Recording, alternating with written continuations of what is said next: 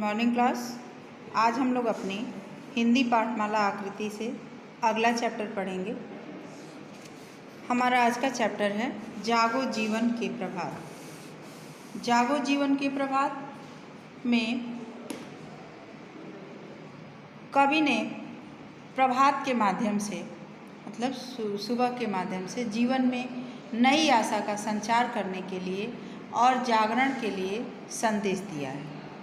इस चैप्टर में अपने कविता के माध्यम से यह बताया है कि हमारे जीवन में सुबह सुबह जो भी घटनाएं घटित होती हैं उसे हम किस तरह से महसूस करते हैं और क्या क्या होता है, इस कविता में बताया है। तो चलिए पहले हम इस कविता को रीडिंग करेंगे, क्योंकि आप लोगों को ये कविता लर्न करना है।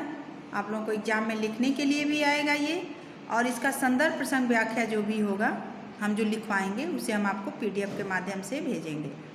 ठीक है, तो चलिए पहले इसका रीडिंग करते हैं। रीडिंग करने के बाद हम इसे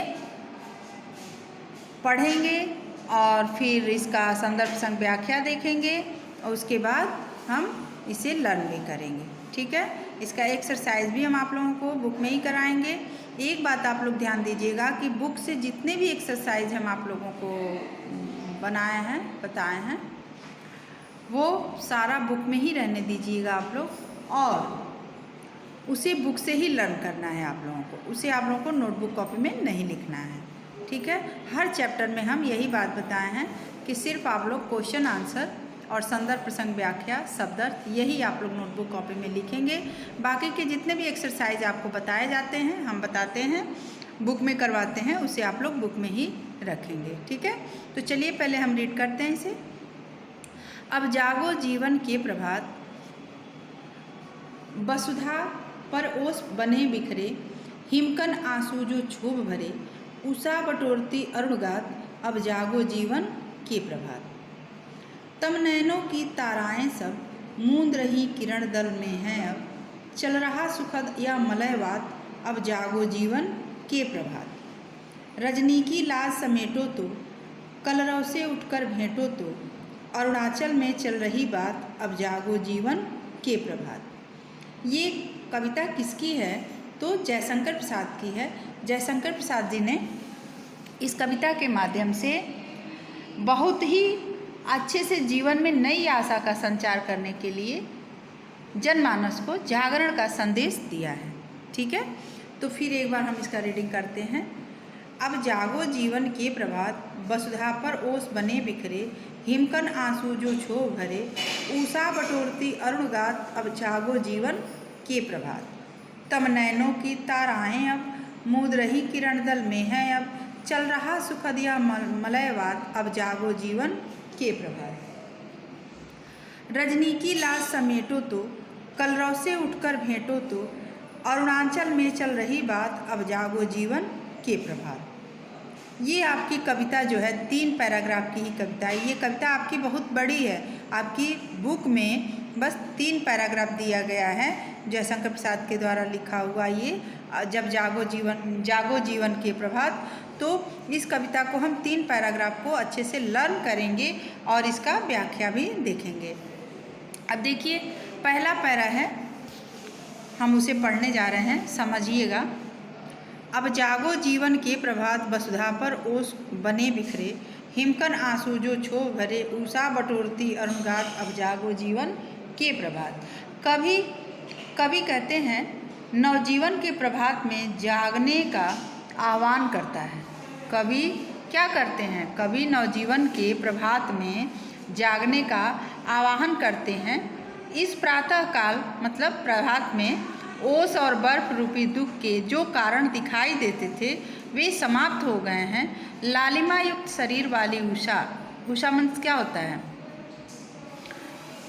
उजाला, मतलब उषा मीन्स सुबह का उजाला प्रकट हो चुकी है। अतः प्रभात में जाग उठो, सुबह में उठिए, इस नवजीवन में सक्रिय हो जाइए। मतलब अपने इस जिंदगी में, जीवन में जो भी आपके पास है उसमें आप सक्रिय हो जाइए, संचार कर लीजिए।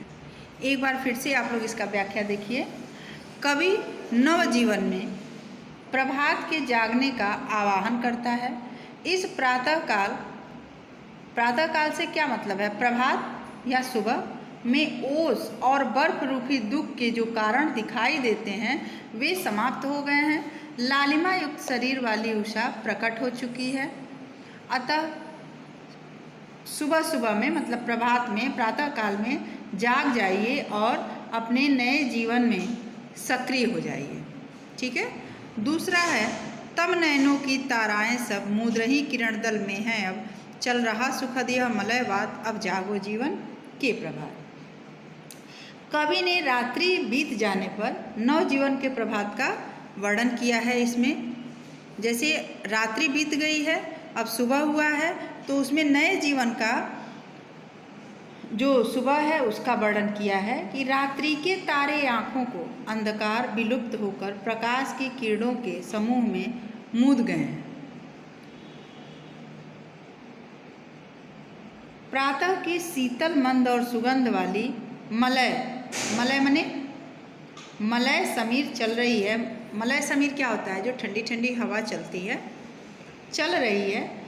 इस प्रभात बेला में मतलब इस सुबह के समय में जग जाइए और नए जीवन में सक्रिय हो जाइए। ठीक है। फिर से एक बार देखिए। रात्रि के तारे आँखों को अंधकार विलुप्त होकर प्रकाश की किरणों के समूह में मूंद गए हैं।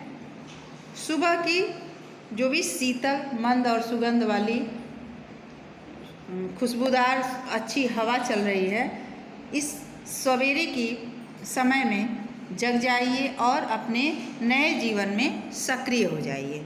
दूसरे पैराग्राफ का भी हो गया।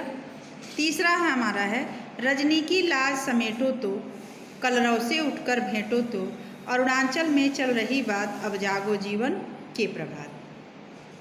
कवि कहते हैं कि प्रातःकाल में पक्षियों के चहकने और शीतल वायु के चलने और नवजीवन के प्रभात का आनंद लीजिए।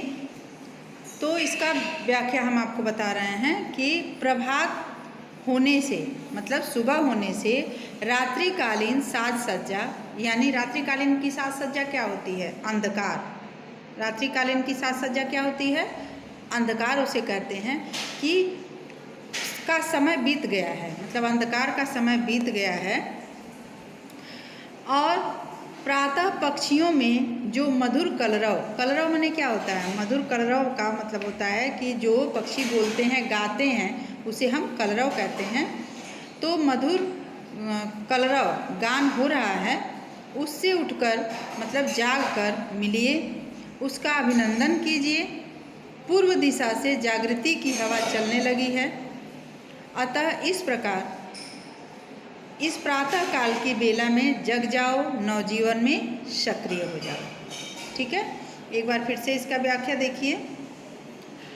सुबह होने से रात्रि काल मतलब जो रात हुआ है उसकी साज सज्जा यानी अंधकार का समय बीत गया है। सुबह पक्षियों में जो मधुर गान हो रहा है उससे उठकर मतलब जगकर मिलिए और अभिनंदन कीजिए, मतलब उसका स्वागत कीजिए। पूर्व दिशा में से जागृति की हवा चलने लगी है। अतः इस प्रातः काल की बेला में जाग जाइए और नए जीवन में सक्रिय हो जाइए। तो इस सब का हमने आपको व्याख्या समझा दिया। इसके कवि कौन हैं? जयशंकर प्रसाद जी हैं। अब आप लोग इसे अच्छे से लर्न करेंगे और लर्न करने के बाद इसका संदर्भ प्रसंग व्याख्या जो जाएगा उसे नोटबुक में लिखेंगे। ठीक है। तो चलिए हम आगे बढ़ते हैं एक्सरसाइज की तरफ। एक्सरसाइज है, देखिए शब्द अर्थ है। प्रभात का अर्थ होता है सवेरा, हिमकन का अर्थ होता है ओस, मलयवात का अर्थ होता है शीतल मंद सुगंधित हवा, तम का अर्थ होता है अंधकार, वसुधा का अर्थ होता है पृथ्वी, क्षोभ का अर्थ होता है दुख, रजनी का अर्थ होता है रात। कवि ने प्रातःकाल धरती पर फैले हिमकणों को क्या कहा है? ये प्रश्न उत्तर है। आप लोग क्या करेंगे? इसका आंसर अपने आप देंगे। ठीक है। आगे बढ़ते हैं। सही उत्तर पर सही का चिन्ह लगाइए। वसुधा पर क्या बिखरे हैं? हिमकण, बादल, पत्ते या ये सभी? 4 ऑप्शन दिया है, उसमें से पहला ऑप्शन सही है, हिमकन। कलरव का अर्थ क्या होता है? पक्षियों की बोली, बच्चों का रोना, गाड़ियों का शोर या जानवरों का शोर। तो कलरव का अर्थ होता है पक्षियों की बोली। ठीक है।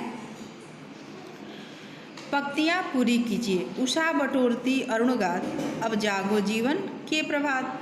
रजनी की लाज समेटो तो, कलरव से उठकर भेंटो तो, अरुणाचल में चल रही बात, अब जागो जीवन के प्रभात। ये हो गया आप लोगों का एक्सरसाइज। ये सारा एक्सरसाइज आप लोगों को खुद से करना है। प्रातःकाल ग्वाला दूध देकर जाता है, इसी तरह निम्नांकित के द्वारा प्रातःकाल किए जाने वाले कार्यों के विषय में लिखिए। पशुपालक, पक्षीगण, तितली, पुजारी और विद्यार्थी, ये लोग सुबह सुबह क्या करते हैं? तुकांत शब्द लिखो। जागो का तुकांत, तम का तुकांत, बिखरे का तुकांत, सुखद का तुकांत। सब बहुवचन में बदलकर अपने वाक्यों में लिखिए। दल का बहुवचन क्या होगा, तारा का बहुवचन क्या होगा, आँख का बहुवचन क्या होगा, लिख के उसका अर्थ और उसका वाक्य में प्रयोग कीजिए। 2 समानार्थक शब्द लिखिए। प्रभात, तम, वसुधा, रजनी। विपरीतार्थक शब्द लिखो। सुखद का दुखद, तम का तम माने अंधकार होता है, तो तम का क्या होगा? उजाला या रोशनी। और जीवन और प्रभात, ये आप लोगों को खुद से करना है। तो आपका चैप्टर ये समाप्त होता है। हमने आप लोगों को पूरी कविता पढ़ के सुनाई। कविता पढ़ने के बाद हमने आप लोगों को उसका अर्थ भी समझाया, और अब इसका संदर्भ प्रसंग व्याख्या आप लोगों को PDF के माध्यम से जाएगा। तो जितना आप लोगों को समझा दिया गया है, पढ़ा दिया गया है, उसे बार बार रिवीजन कीजिए।